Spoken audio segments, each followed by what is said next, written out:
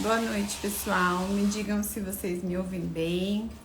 Na outra semana tivemos problemas técnicos aí com o fone e com o áudio da live. Espero que isso não aconteça hoje, mas vamos lá.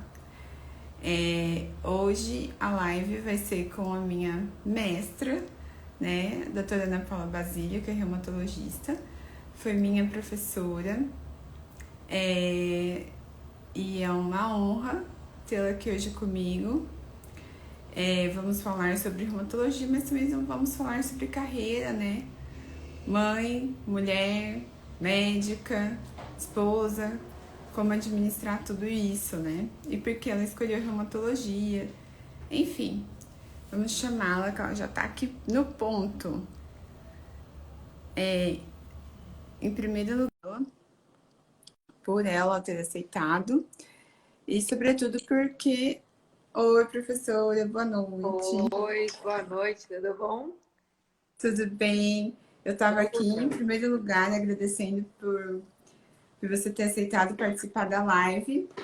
E, em segundo lugar, porque você não foi só professora ali no momento, né? Você continuou dando suporte para mim e para muitos outros alunos, com certeza. Então, quando eu tive que aprender na vida real a fazer meu primeiro LME, foi você que me salvou. Quantos apertos, quantos casos, professora, me socorre, né? Além de ter me socorrido como paciente também, né? Minha reumato também. Então, vamos lá um pouquinho, vamos começar, se apresenta, fala de como você escolheu medicina, reumato, da sua carreira. A casa é sua e a live é sua.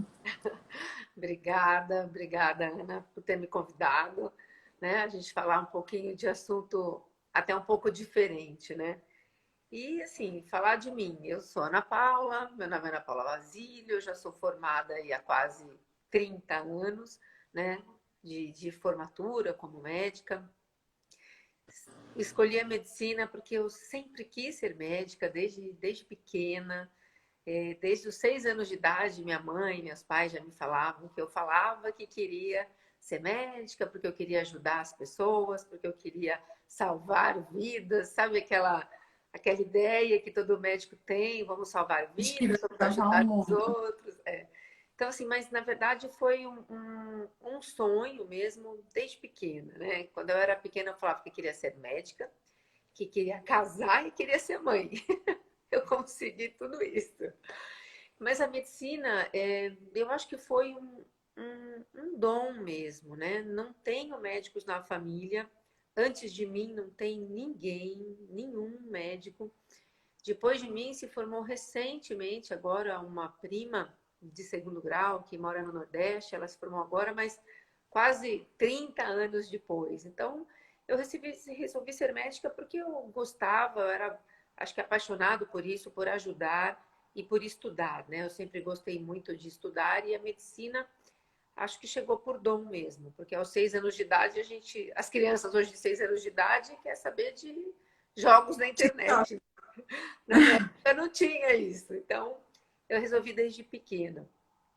E estudei medicina, estudei em Santos, na Faculdade de Ciências Médicas em Santos, estudei lá, fiz residência de clínica médica lá. E depois vim fazer reumato. Mas por que reumatologia, né? Quando eu entrei na faculdade, na verdade eu entrei sabendo o que eu não queria. E eu nunca gostei, nunca quis, né? De que eu comecei a estudar medicina, algum procedimento cirúrgico, eu não gostava de procedimento cirúrgico, aquela coisa de centro cirúrgico me assustava, né? Aquela sensação de ficar presa fazendo algum procedimento. Não, nada contra os cirurgiões, eles são brilhantes e a gente precisa deles. Mas eu Precisamos não, deles, mas a gente passa o bloco cirúrgico. eu não gostava, então deixa para Bem, quem gosta. E aí eu me formei e resolvi fazer a clínica médica, porque eu ainda não sabia exatamente o que ia fazer. Eu gostava de algumas especialidades, eu tinha afinidade com algumas especialidades, como hematologia, nefrologia, infectologia. E aí, dentro da clínica médica, eu falei, acho que lá eu vou acabar vendo o que eu gosto ou o que eu não gosto. Aí, algumas especialidades clínicas eu fui deixando de lado, como a cardiologia, né? Eu falei, não quero fazer cardio, mas eu ainda não sabia o que eu queria fazer. E aí, comecei a acompanhar alguns professores que eram meus preceptores na residência de clínica, de gastro, de hemato, né? Aí eu gostava, mas falava, será que é isso? Será que é esse? Será que não é? Até que um meu preceptor, o chefe, né, da clínica médica, que era reumatologista, que é reumatologista, me convidou para fazer ambulatório didático, que a gente chamava, um ambulatório junto com os alunos. E eu comecei, né? Eu acho que foi aí que, além de me apaixonar pela especialidade, eu me apaixonei por ensinar, porque eu fazia como médica já, eu era residente do primeiro ano, R1, e eu comecei a fazer ambulatório de reumato junto com o professor da reumato, aprendendo com ele e ensinando para alunos de terceiro ano, quarto ano, quinto ano, que passavam pelo ambulatório, né? E eu comecei isso no meu R1 de clínica, fiz o R1, fiz o R2, eu falei, não, é a reumato, e prestei a residência depois para reumato, passei, já são quase 30 anos aí de formada, 28 quase na reumatologia. Uma especialidade que eu vi crescer, né? Uma especialidade que cresceu muito nos últimos anos, nos últimos 20 anos, tanto no diagnóstico, né? Hoje a gente consegue dar um diagnóstico o mais precoce possível para paciente, a gente consegue fazer melhor os diagnósticos, porque tudo evolui, a medicina também, né? E além da evolução terapêutica, né? Do progresso nos tratamentos que a reumatologia teve, né? Hoje com essas terapias biológicas, esses remédios novos, os novos mecanismos de ação, as drogas sintéticas alvo específicas, então a gente consegue hoje fazer diagnósticos mais precoces, fazer diagnósticos de doenças que antigamente às vezes passavam desapercebido e o paciente ficava rodando o mundo sem um diagnóstico correto, e a gente consegue dar um melhor prognóstico, uma melhor qualidade de vida para pacientes que acabam tendo doenças que são crônicas, doenças que a gente sabe que não curam, né? Todo paciente pergunta quando eu estou curado e a gente sabe que a gente não consegue a cura, mas a gente consegue hoje dar uma excelente qualidade de vida. Então, acho que aquilo que eu, com 6 anos de idade, queria fazer, que era ajudar as pessoas e salvar as pessoas, eu acho que eu continuo fazendo até hoje, né? A gente tentando estudar cada vez mais, ensinar cada vez mais, porque ensinar é uma maneira também de estudar e promovendo uma melhor qualidade de vida para esses pacientes com dor, né? Porque dor, para mim, é o quinto sinal vital e melhorar a dor, aliviar a dor, tá lá no juramento de Hipócrates, né? A gente precisa ajudar, a gente precisa tirar a dor dos pacientes, seja ela qual for, para a gente melhorar a qualidade de vida e dar um horizonte melhor para as pessoas com melhor qualidade de vida. Eu acho que vale a pena aqui a gente fazer um adendo, né? Para quem está assistindo a gente. A reumatologia, então, ela é uma subespecialidade da clínica. Então, você faz clínica médica antes de fazer reumato, né? A maioria das especialidades ou são clínicas ou são cirúrgicas. Então, por exemplo, se você vai fazer cardiologia clínica, você tem que fazer clínica médica, depois cardio. Se você for ser cardiocirurgião, é cirurgia depois cardio. Reumato é clínica. Então, antes de tudo, ele é clínico. Até porque ele acaba manejando, né? Tem muito paciente idoso, mas não só idoso, então acaba manejando outras coisas. E o adendo 2, que é o mais importante, tem assim, um racha no reumato, né? Então a gente pode falar que até o início dos anos 2000 se tratava com corticoide, Tudo, né? né? Tudo. Então, assim, era um paciente sem prognóstico. Eu lembro que eu entrei na faculdade em 2008 e eu lembro de eu ler um livro falando assim que quem tinha lúpus tinha um prognóstico de vida de pouquíssimos anos, sabe? Era uma coisa assim. Reumatismo, é por isso que as pessoas ainda têm aquela imagem da pessoa ficando na cama. E por isso os pacientes perguntam até hoje, eu vou ficar torto, entrevado sem andar? Não, você tem aí no começo dos anos 2000 a revolução dos biológicos e outros imunomoduladores que mudou a vida do paciente. Então, É lógico que tem casos mais graves em que você não consegue uma remissão ou uma baixa atividade de doença, É. mas hoje os pacientes conseguem ter sobrevida, uma vida melhor, conseguem trabalhar, se inserir no mercado de trabalho, conseguem casar, ter filhos. Então, eu acho que todo mundo que escolhe a reumatologia, no começo escolheu porque era um negócio difícil, né? É aquela coisa, doença difícil, doença estranha, difícil de diagnosticar, difícil de tratar. E hoje a gente vê que o dia a dia do reumato ele se tornou mais dor, mas ainda tem os grandes desafios diagnósticos. E Sim. eu queria te perguntar qual foi o seu maior desafio diagnóstico ou de tratamento até hoje, nesses seus anos de caminhada? Olha, existem algumas doenças mais raras, né, mas eu acho que, apesar de bastante tempo de formada, eu ainda acho um grande desafio o diagnóstico nas doenças autoinflamatórias, né? Elas são de diagnóstico bastante difícil. A própria síndrome do anticorpo antifosfolípide ainda é um diagnóstico, é um desafio clínico, né? Um diagnóstico bastante difícil e a gente precisa acompanhar esses pacientes bem de perto. Hoje, né, com tanto tempo de formado, fica fácil a gente fazer um diagnóstico de artrite reumatoide, de lúpus, no próprio grupo das espondiloartrites. Então, eu acho que as doenças que são bem menos incidentes, né, como as autoinflamatórias, outras como a hemocromatose, que eu fiz um diagnóstico agora bem recente, de um paciente que já estava rodando. E claro que o último médico parece que é sempre o melhor, né? Ele veio lotado de exame, cheio de coisa e estava ali, né, quase na cara com aquele monte de exame que ele tinha uma hemocromatose com uma forma articular predominante. Então, algumas doenças ainda são de diagnóstico bastante difícil, são desafiadoras. Quando a gente faz um diagnóstico desse, a gente se sente que parece que é o melhor médico, né, do mundo. Mas eu acho que o que melhorou muito na reumato é a gente conseguir melhorar em muito e mais precoce o diagnóstico daquilo que a gente tem mais frequente. A própria artrite reumatoide, o lúpus eritematoso, as espondiloartrites, né, espondilite anquilosante, artrite psoriásica, as vasculites. Então, aquilo que são um pouco mais incidente na prática do reumatologista, hoje a gente consegue fazer isso com uma qualidade, com uma capacidade muito melhor. E eu acho que isso também é um desafio, porque a gente descobrir precocemente o que o paciente tem e poder tratá-lo é fundamental.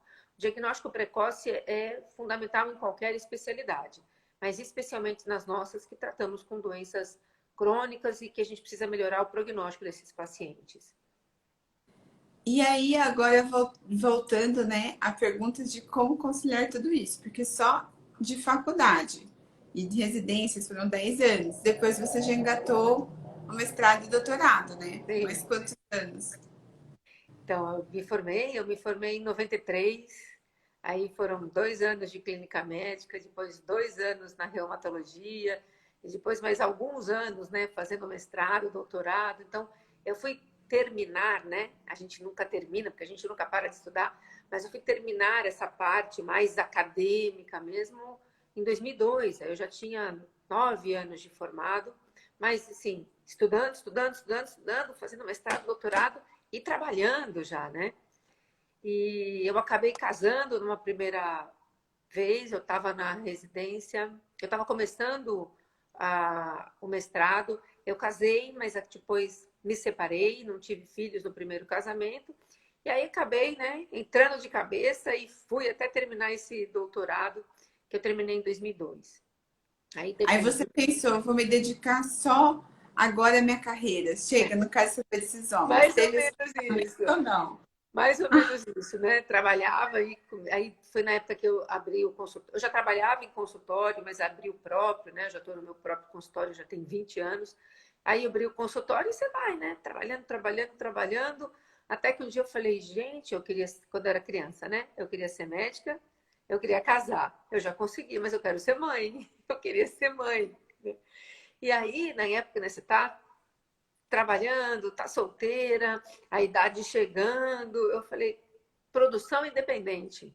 Aí meu pai queria me matar. Você tá louca? Casa de novo, né? Até que eu conheci meu atual marido, né? E já se vão aí 17 anos juntos e eu tenho 2 meninos, um de 15 e um de 12, né? Dois adolescentes, né? Um quase adolescente e um adolescente de 15 anos. E que me acompanham nessa vida maluca, né? De mãe que trabalha, mãe que dá aula de sábado, mãe que dá aula de domingo. Mãe, eu nunca vi, você trabalha demais. Eu não vou ser médica porque eu não quero tudo isso para mim. Mas dá para conciliar, não é fácil, né? A vida profissional e às vezes mais intensa, né? É difícil às vezes conciliar. Mas uma coisa que eu fiz quando eu resolvi ser mãe, né? Que eu casei e resolvi ser mãe, quando a gente é médico, a gente não, né? A gente trabalha até altas horas da noite, às vezes dá plantão ainda, mesmo já tendo consultório. Eu parei de trabalhar nos períodos noturnos, então eu trabalho de segunda a sexta durante o dia. Procuro não trabalhar no período noturno, que é para você estar em casa, ver seu filho, fazer lição, estudar geografia, português, matemática com eles. E também tentei preservar os finais de semana. Apesar que eu dou aula, né? Dou aula no curso de pós-graduação e às vezes eu tenho os finais de semana quando eu dou aula, mas não são todos. Então, hoje eu consigo conciliar melhor a vida profissional e a vida de mãe e esposa, tentando não trabalhar no período noturno e estar livre aos finais de semana para poder ficar com os filhos, passear com os filhos, viajar com os filhos, né? Viajar com a família. E ter um marido que entende, né? Porque é difícil às vezes. Hoje em dia, né, com essa liberdade, né, e com essa igualdade profissional, às vezes é difícil o homem entender uma mulher que às vezes tem uma carga pesada, né, de intensa de horário e de ritmo de trabalho. Mas meu marido é muito compreensivo, ele entende perfeitamente. Eu até quando eu o conheci, ele trabalhava na indústria farmacêutica, então ele já entendia um pouco a rotina maluca de médicos e médicas. Hoje não, né? Ele é um profissional liberal, ele é um corretor de imóveis, tem a imobiliária dele lá, então ele tem um horário bem mais flexível do que o meu, e assim a gente consegue conciliar a família, os trabalhos e os filhos. Sabe que isso é uma coisa que eu estava pensando, porque eu sigo muitas profissionais da saúde que são empreendedoras, então que além de trabalhar no consultório, elas dão curso de marketing ou ajudam ou de mentoria, né? E aí e são mães, e aí sempre recebem justamente essa pergunta. Ai, como você consegue conciliar tudo? E as pessoas falam, gente, não consigo. Mas aí eu fiquei pensando, para a gente conseguir conciliar tudo, né? A gente precisa ter um companheiro que entenda, né? Que Então, seja companheiro. Não adianta ser só namorado, noivo ou marido. A pessoa tem que ser seu companheiro. Então, você não vai conseguir. Ai, igual eu vejo você acordando 5 da manhã para malhar, porque a gente tem que ser exemplo. O reumato, ele não pode só. O reumato, gente, manda todo mundo fazer exercício. todo Agora, mundo, todo mundo. todo mundo tem essa indicação. Agora, vocês imaginam a gente falando, vai fazer exercício se a gente não faz. Não existe Exatamente. isso. A gente tem que fazer, a gente tem que ser o exemplo. E aí, às vezes, acontece esses horários malucos. Eu já treinei às 5 da manhã. Hoje, graças a Deus, eu não treino nesse horário, porque assim, dói meu coração só de pensar. Então, Por que que eu parabéns. treino? Por que que eu faço isso? A importância do exercício físico na vida das pessoas, com doença, sem doença, com doença reumatológica ou sem doença nenhuma, é fundamental, né? A prática do exercício físico é qualidade de vida, é envelhecer com qualidade, então isso é fundamental. Então a gente orienta, né, especialmente na nossa especialidade, porque faz parte do tratamento da imensa maioria das doenças. É fundamental a prática contínua e regular do exercício físico. E eu sempre gostei de atividade física, sempre, sempre, desde jovem, né? Eu cheguei a praticar esporte, joguei vôlei, inclusive por clubes, só que aí você entra na faculdade, né? Aí você só vai fazer Ah, ginástica, você vai mudando um pouco a sua vida. Então eu sempre gostei muito de atividade física e eu procuro até hoje manter uma certa rotina para poder manter a atividade física como uma atividade prazerosa e poder envelhecer com qualidade. Né? E me sobrou o horário das 5h15 da manhã. Porque às vezes eu saio do consultório 7, 8 da noite, eu quero chegar em casa, né? Jantar com a família, tá com o marido, tá com os filhos. Se eu for para academia esse horário, eu vou chegar tarde. Meus filhos também acordam cedo para ir para a escola, eu que levo também. Então, me sobrou o horário das 5h15. É o horário que eu vou religiosamente, segunda, quarta e sexta. E às vezes sábado, domingo, aí eu vou para academia, ou a gente vai todo mundo, né, para uma praça, caminhar, fazer exercício. Então, eu procuro fazer mesmo atividade física de 3 a 5 vezes por semana. Né? Eu acho que isso é fundamental para a qualidade de vida, né? E eu me sinto melhor com a prática do exercício físico. Como se me sobrou esse horário, era esse que eu podia ir, é esse que eu vou. E olha que eu não vou sozinha, hein? Tem uma amiga mais doida que Ainda vai junto bem, comigo. para ter um apoio moral. Muitas vezes, agora eu acho que as pessoas já estão começando a mudar um pouco a cabeça delas, mas muitas vezes, eu acho que aconteceu isso com você também, mas comigo, eu falava para o paciente: olha, precisa fazer atividade física.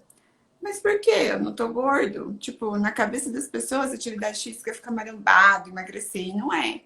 É você realmente ter uma articulação mais forte, que não vai virar tão fácil, que vai poder, de repente, te prevenir ou melhorar a sua artrose no futuro e você não ser uma pessoa dependente, você manter a Exato. sua autonomia, né? Hoje a gente vê aí um grande apelo da indústria farmacêutica falando de 1.000 medicações, né, que tratariam artrose, mas até agora o índice de a recomendação número 1 é atividade. Então, É assim, atividade que bom física. que você gosta, eu odeio, assim, atividade física que eu gosto é dança, yoga, tudo zen, não vai adiantar para mim, né? Igual quando, ai, doutor, eu faço atividade física, o quê? Hidroginástica, e fica lá dando pulinho na água.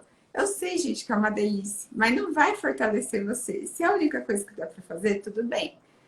Mas às vezes a gente tem que fazer alguma coisa que a gente não gosta. E aí, voltando na questão de não basta ser marido, tem que ser companheiro, imagina. Você acordar às 5 horas, fazer atividade física, levar filho na escola, e ir para o consultório, trabalhar quase 12 horas, chegar em casa, fazer lição com seu filho, de repente você tem um companheiro que fala assim, e aí, qual que é o menu? Não dá, gente. É Tem que, verdade. tem que ter uma divisão aí, Não, né? mas Isso é. seria de verdade. Não, mas ele é bastante companheiro, né? Porque antes eu delegava tudo para ele. Ele levava para a escola, ele buscava, ele levava as crianças na atividade física. E eu, nada, né? Eu E falei você para trabalhando, né? Aquela é, coisa que a gente tem de eu médico. Não, falei, não vou pode, trabalhar né? 12 horas todo dia. Não basta ser mãe, tem que participar. Então, eu mudei. Um pouquinho antes da pandemia, eu já estava mudando os meus horários, já fazendo ginástica bem cedo. E aí, tudo bem, quando veio a pandemia, eu continuei fazendo, só que aí as crianças estavam em casa e quando voltou, né, desde o ano passado já voltaram para atividade, né, para a escola, acho que foi agosto, setembro do ano passado. E aí eu continuei com a rotina, fazendo ginástica cedo. Aí eu volto, me arrumo, me troco, saio com eles para a escola, deixo na escola. Pelo menos eu, a mamãe leva, né? Aí o pai pega no final do dia, eles estudam integral, pega no final do dia. E aí um tem karatê, o outro filho adora uma academia, acho que aquele é igual a mãe, adora puxar ferro mesmo. Eu sempre gostei de musculação e ginástica funcional, né? Ginástica de sala. E ele também. A ginástica de sala ele não gosta, né? Mas adora uma musculação. E aí vão para academia, e na hora que eu chego em casa, já tomaram banho, estão esperando a mãe. E aí, assim a gente tem levado da maneira mais harmônica possível. E enquanto médica, você também cuida. Eu vi que você está investindo bastante no marketing agora. Você também cuida da parte administrativa e marketing? Você delega? Ou Não, você está indo no mundo novo? Como que é? Tem não, sim. no início eu comecei sozinha, mas agora tem quem me ajuda, né? Eu delego, porque assim, é muito difícil a gente conseguir tempo, às vezes, para ideias, para tudo em cima do marketing. O povo acha que é só uma recreação, toma tempo quando você quer fazer realmente uma coisa bem feita, né? E por que que eu resolvi fazer o Instagram e voltado para o paciente? Porque eu acho que assim, informar o paciente sobre a sua doença, sobre o que é importante ele saber, eu acho fundamental, né? O médico sabe a doença. E a gente tem a obrigação de orientar e explicar isso para o paciente. Quanto mais orientado, quanto mais informado tiver o paciente sobre o que é a doença dele, o que ela pode causar, o que ele precisa fazer, o que ele pode fazer para melhorar, o que pode piorar. Então, quanto mais informações corretas, né, ele tiver a respeito da sua doença, mais fácil vai ser para ele entender o que está acontecendo com ele, entender o porquê de um tratamento, entender porque, às vezes, em algumas dores crônicas a gente usa antidepressivo e não anti-inflamatório, o porquê disso, o porquê daquilo, né? Então, quando um paciente procura o profissional, claro, ele quer saber o que ele tem, ele quer um diagnóstico, mas além do E que é uma diagnóstico, solução. né, ele quer saber o que é aquilo. Ah, eu tenho lúpus. Aí ele já fica olhando para sua cara, porque às vezes ele nunca ouviu falar o que é lúpus, né? Lúpus ainda é uma doença que é ainda mais falada. Agora, quando você dá um diagnóstico assim, a senhora tem espondilite anquilosante, ou o senhor olha para sua cara, né? Fica com aquela cara. Escreve aqui para mim. Exatamente. Anota aqui no exame o que eu tenho. Não sabe, não conhece, vai pesquisar na internet. Isso é inevitável, ok? Né? Ele pode pesquisar, é um direito dele. Mas se a gente não munir o paciente das maiores e melhores informações possíveis, ele vai na internet e tira as conclusões que ele acha que vai tirar. E às vezes já volta e fala, doutor, eu vou morrer semana que vem, né? A depender do diagnóstico que ele tiver. Então, quando eu resolvi fazer o Instagram, a minha ideia era ser voltada quando eu profissionalizei, né? Eu já tinha ele há um tempo e de um ano para cá eu resolvi tornar ele um pouco mais profissional. Era fazer tudo voltado pro paciente, né? A gente tem vários instas por aí, até mais profissionais, voltado inclusive de médico para médico, né? Com informações super boas. Mas eu resolvi fazer voltado para o paciente. Então, informação adequada, correta, né? Para muni-lo de informação, de conteúdo que fosse útil para o paciente poder pesquisar e ter uma informação adequada a respeito de algumas doenças. É claro que nem é tudo que a gente consegue falar, né? Porque as doenças, quanto mais individualizado for o tratamento de cada paciente, melhor. Por isso que eu sempre termino falando, procure o seu médico, procure um reumatologista, né? A automedicação no nosso país é absurda, as pessoas procuram na internet não sei o que, eu vou tomar não sei o que, vou tomar não sei o que lá, sabe, coisas absurdas. E às vezes, né, agora com essa tecnologia toda, o povo já está se diagnosticando sozinho, né? Tá fazendo diagnóstico, ai, doutor, eu vi na internet isso e eu acho que eu tenho isso também, né? Então, assim, isso é muito difícil. Eu acho que a gente tem que usar as redes sociais, a internet, o Facebook, o que quer que seja, para o benefício, né? Não para o malefício. Isso é a base da medicina, né? É a beneficência e a não maleficência. Então, a gente tem que tentar orientar os pacientes da melhor maneira possível, porque às vezes a gente vê cada coisa, né? Gente postando coisas absurdas, tratamentos que não são consenso, e às vezes instigando o paciente a fazer coisas que não levam a lugar nenhum, a não ser um prejuízo financeiro. E eu acho que não é assim que a gente ganha dinheiro trabalhando, não importa a profissão que for, principalmente se for da área da saúde. Então, acho que a gente tem que ser o mais honesto possível com o paciente. Isso é fundamental. E acho muito bonito você falar isso, porque você mesmo já falou, tem 20 anos, pelo menos aí de consultório. Seu consultório já está instituído, você já tem seus pacientes, né? Você não precisaria estar aqui no Instagram, olha, isso, aquilo. Não, você já é professora, já tem sua clientela e você está realmente. E eu acho muito leve a forma que você passa, porque você passa sua rotina, tipo, olha, sou médica, sou mãe, sou esposa, e dá informações de maneiras claras para os pacientes. Eu acho que na reumato, até pelas pessoas terem pouco conhecimento em geral, né, sobre o que é reumatismo, sobre as doenças reumatológicas, aparece muita coisa. Por exemplo, eu fiz isso, tomei essa erva, fiz essa dieta, me curei. E as pessoas entram nessa onda, porque é uma doença estigmatizada, né? Então, você não quer ter uma doença crônica, você quer achar atalhos.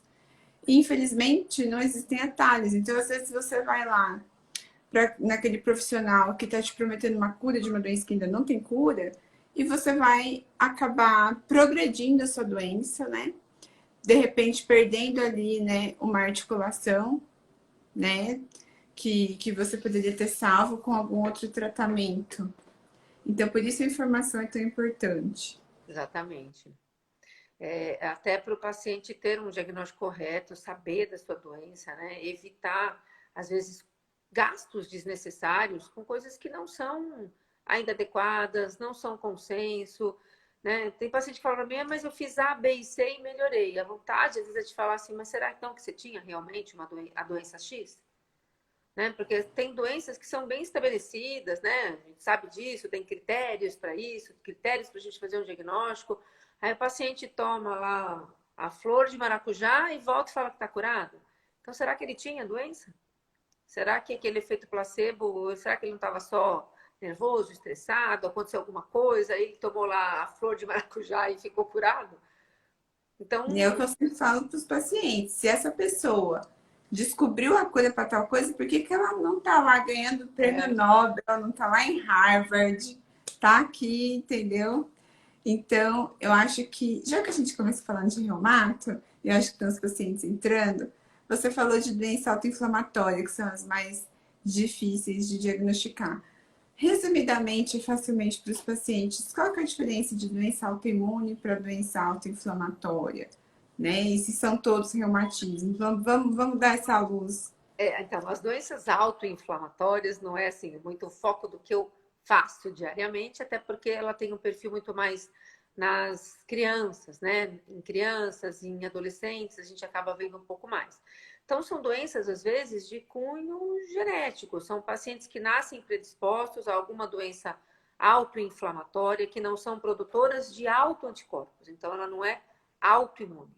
Ela não produz anticorpos circulantes que vão levar a um processo inflamatório. Ela gera um processo inflamatório e que aí podem ter manifestações articulares, cutâneas, e geralmente são de uma população mais juvenil, mais de crianças. São doenças bastante raras, né? Bem difíceis, muito difícil, é realmente um desafio diagnóstico.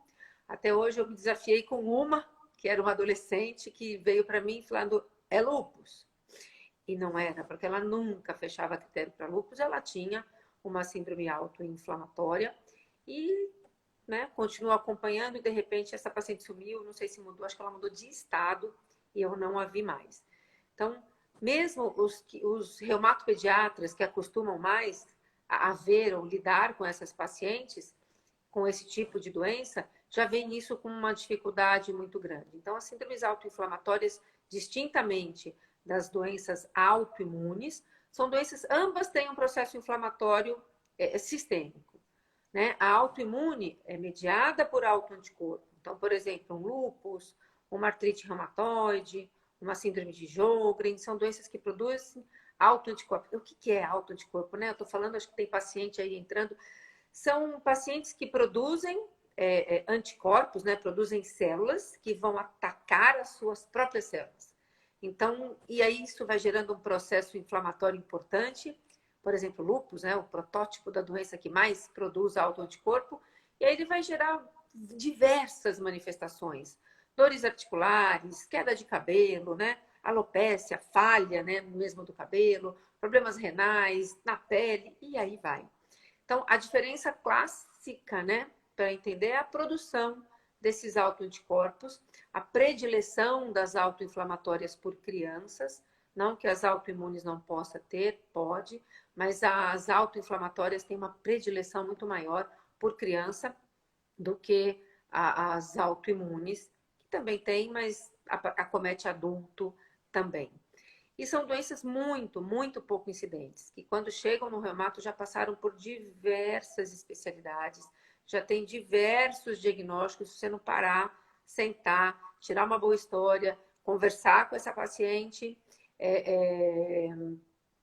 com essa família, é difícil às vezes realmente esse diagnóstico. E aí, então, aproveitando, né? Gente, reumatismo não é imunidade baixa. Já ouvi cada paciente chegando e falando assim, não, isso é porque eu tenho imunidade baixa, eu fui no profissional tal para aumentar a minha imunidade. Não, a sua imunidade nem está baixa, ela está Todo mundo quer louquinha. um remedinho para a imunidade, né? É, e por isso que E aí, outra coisa engraçada, né? A gente costuma falar imunossupressor, né? Não, vamos começar imunossupressor. Aí a pessoa já pensa assim, nossa, imunossupressor, vai acabar a comunidade. Agora que eu vou ficar com a imunidade baixa mesmo, eu vou ficar doente. Aí, então, às vezes, eu falo assim, não, imunomodulador, para te tentar tirar esse estigma, né? Então, É, é não muito é que a imunidade difícil. está baixa. É muito difícil para o paciente, às vezes, entender a doença, né? Então, o que eu costumo, às vezes, falar, eu falo, olha, a senhora tem uma desregulação, o seu sistema imunológico está meio doido.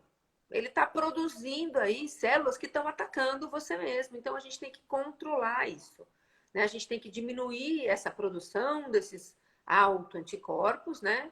Para a gente tentar controlar a inflamação que a doença faz. Mas é muito difícil para o paciente entender, né? Então, a artrite reumatoide, a lúpica e a fibromialgia, que às vezes está esperando na recepção, todas têm em comum um reumatismo, né? E elas conversam e às vezes o remédio de um, que é específico, por exemplo, para uma fibro, que não é o remédio da lúpica, e elas questionam aqui, por que eu não tomo remédio? Tem uma moça lá fora que falou que tá ótima.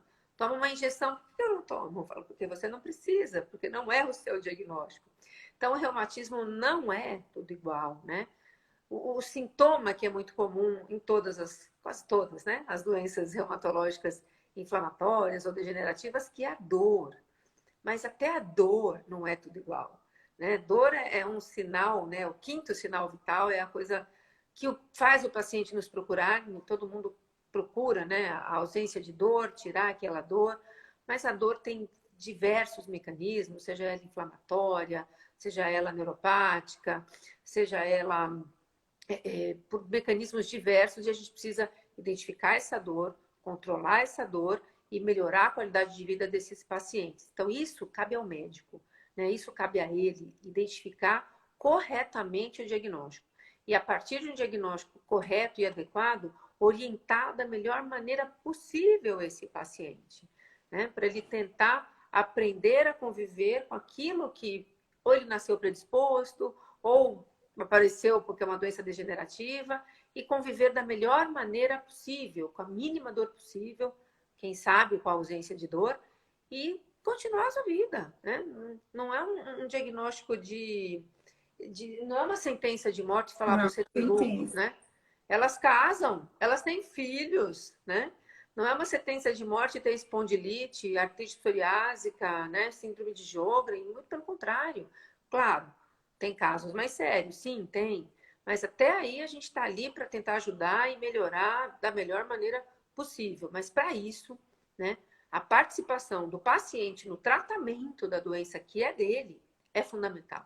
A gente está aqui do outro lado da mesa para tentar ajudar ele da melhor maneira possível. Então, por isso que ele precisa estar munido de informação, ele precisa saber o que ele tem, para tentar da melhor maneira possível colocar a doença na sua vida, né? E seguir da melhor maneira possível, com qualidade de vida. Então, é muito interessante isso. Você começou a live falando de Hipócrates, né? Que nem sempre, no julgamento de Hipócrates, ele fala resumidamente que às vezes a gente não vai conseguir curar, mas a gente tem que aliviar o sofrimento, né? Exatamente. A gente tá ali para aliviar a dor, porque ninguém é feliz com dor, né? A gente não pode ter sensibilidade de chegar e falar, olha, é assim mesmo, você vai sentir dor mesmo, isso aqui vai aliviar, mas você sempre vai sentir dor. Eu assisti uma aula outro dia que falava que, se o paciente tem dor crônica, ele tiver um alívio de 30% da dor, já é a meta terapêutica. E aí, conversando com um colega que é de outra especialidade, que é o Nilo, ele falou assim, Ana, 30%? Você acha que o seu paciente vai estar feliz aliviando 30% da dor dele? E aí eu parei para pensar, nossa, né? Como a gente não se coloca no lugar do No outro. lugar do paciente, exatamente. Né? Então, imagina você, às vezes, com 25 anos de idade e recebe um diagnóstico de lúpus, de artrite reumatoide, de uma espondilite aos 30 anos. Um homem que vai lá na internet olhar e falar: Meu Deus, com 60 eu estou na cadeira de roda. Né? E o advento da internet, né? bom ou não, eu acho bom, mas o paciente precisa saber o que ele aproveita dali. Tem paciente que fala para mim, anota aqui o nome, né, da doença, eu tenho certeza que ele vai na internet, certeza. Eu falo, vou anotar e vou explicar tudo para a senhora, mas quando eu já falo antes, falo, quando a senhora for na internet e ler, anota todas as suas dúvidas e me pergunta, porque nem tudo que a senhora lê é realmente o que a senhora vai ter. Né? Na internet está tudo aquilo que a doença às vezes pode ou não manifestar. Mas a gente sabe que o prognóstico, né, muitas coisas estão envolvidas naquilo que o paciente apresenta, para a gente avaliar prognóstico, inclusive, da doença. Então, eu deixo o paciente à vontade para pesquisar, porque ele vai, né? Hoje está na palma da mão, né? Só olhar no celular, ele vai.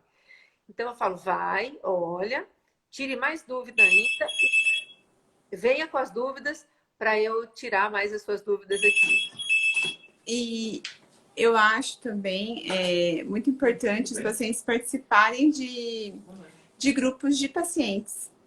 Porque às vezes você encontra, além de uma rede de apoio ali, muitas outras informações sobre a doença. Exatamente. Isso é importante. Em grupos de pacientes, eles podem dividir, né, as suas ansiedades também junto com outros pacientes com doenças em níveis distintos e diferentes. Então, é muito bom. Esses grupos de pacientes ajudam bastante. E eu acho que agora, com né, os reumatos também entrando para dar informação, não para chegar aqui e falar, olha, isto é uma doença ligada ao GNX, mas falando de uma maneira clara, isso também pode ajudar. Sim. Eu estou muito feliz aqui na live, vocês estão ouvindo a gente falar bastante de lúpus, porque lúpus foi a tese de doutorado da doutora Ana Paula. Eu adoro lúpus também, foi o meu TCC orientado por ela. Eu estou muito feliz que na live, claro, quando você está aqui, tem uma paciente minha que é muito querida e que chegou para mim com um diagnóstico, não, eu tinha artrite juvenil, tratei com tal, tomei tal, e agora não estou me sentindo bem. E geralmente a gente compra, né, o diagnóstico na Reumato, vocês vão ver que a gente não compra. Eu costumava comprar no começo, eu acreditava, fulano já diagnosticou, não vou procurar. E eu olhei para ela e falei assim, pensei, sabe aquela voz da intuição? Tá com um rostinho estranho. Aí eu resolvi investigar e era um lúpus, era uma nefrite lúpica e foi uma coisa assim que não deu tempo. A gente teve que pulsar, ciclar, que era uma super nefrite e a nossa principal, vencemos a nefrite, mas a principal preocupação depois era ela conseguir engravidar. Graças a Deus, né? Apesar das minhas ressalvas, do meu medo, né? Como médica, mas como amiga, porque ela se tornou amiga em tanto tempo comigo, ela tá gravidinha hoje, então eu tô muito feliz que ela tá assistindo essa live também. Não estou expondo quem é, mas falando assim, os casos que acontecem com a gente, viu, gente? Porque a gente se apega, pelo menos eu me apego. Não tem como. Exatamente. Lógico que você não pode deixar certas coisas te afetarem, que é difícil, mas você vai se apegando. Mas não tem como, né? Um diagnóstico correto, um paciente orientado, né? Hoje com esse arsenal terapêutico bem melhor que a gente tem aí dos últimos 20 anos, a gente consegue melhorar aí muito a qualidade de vida dos pacientes, né? O prognóstico deles e dar um suporte aí de vida muito bom, desde que o paciente siga as orientações, né? Paciente que não faz o tratamento correto, aí também fica difícil. Mas um paciente aderente, um paciente que segue as orientações, que está com o diagnóstico correto, que faz atividade física independente da doença que ele tiver, vai ter uma boa qualidade de vida, vai conviver de mãos dadas com a doença que ele tem.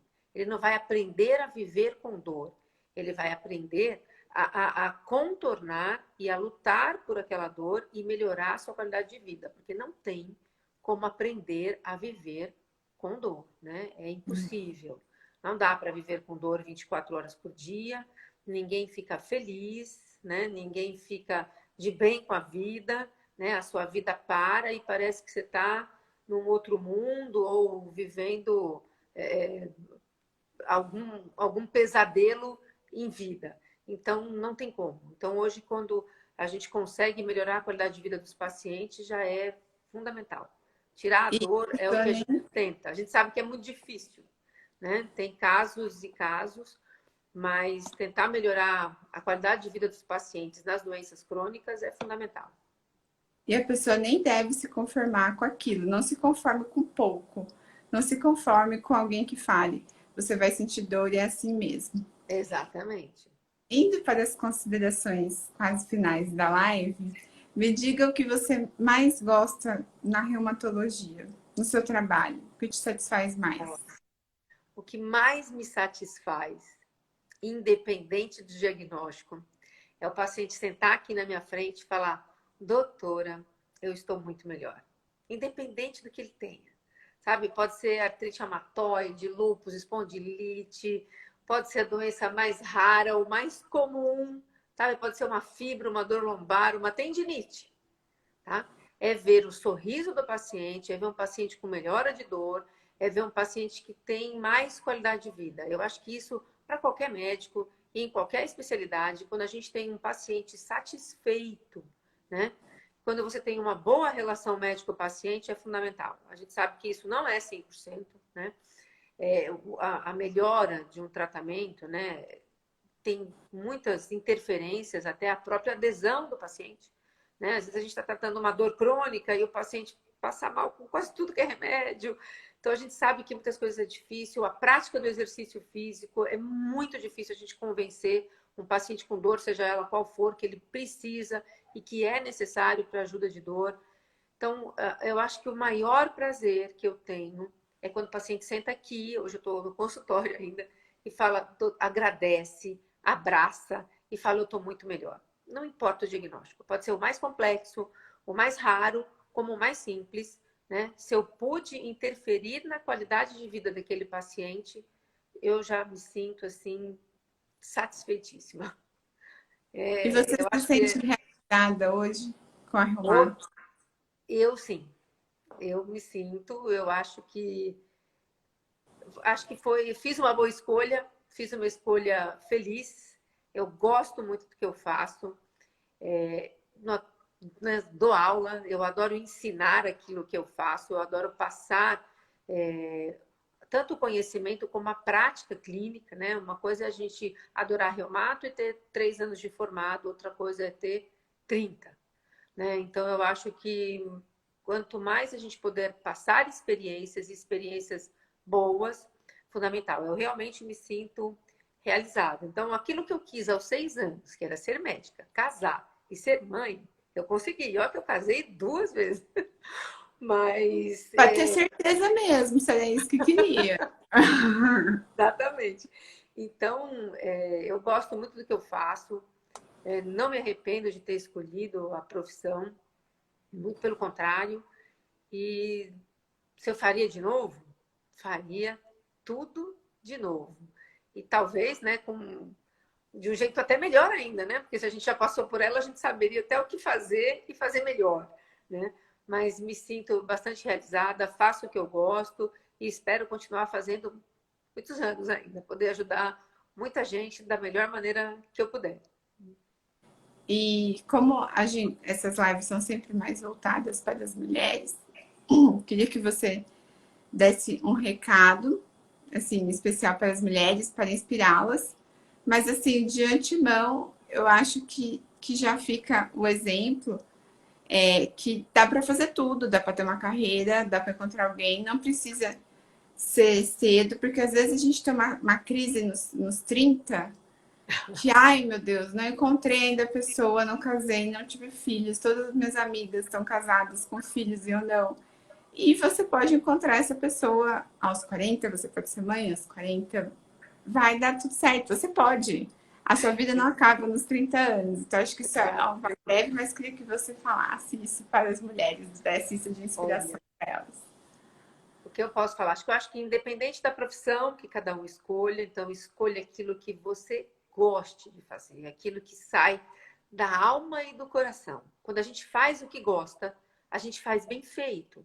E quando a gente faz o que gosta e faz bem feito, o retorno financeiro é inevitável, né? Então, não escolho uma profissão porque eu acho que ele paga bem, porque ganha bem, né? Quando a gente faz o que gosta, a gente vai fazer bem feito, a gente vai se tornar um bom profissional e você vai ascender profissionalmente.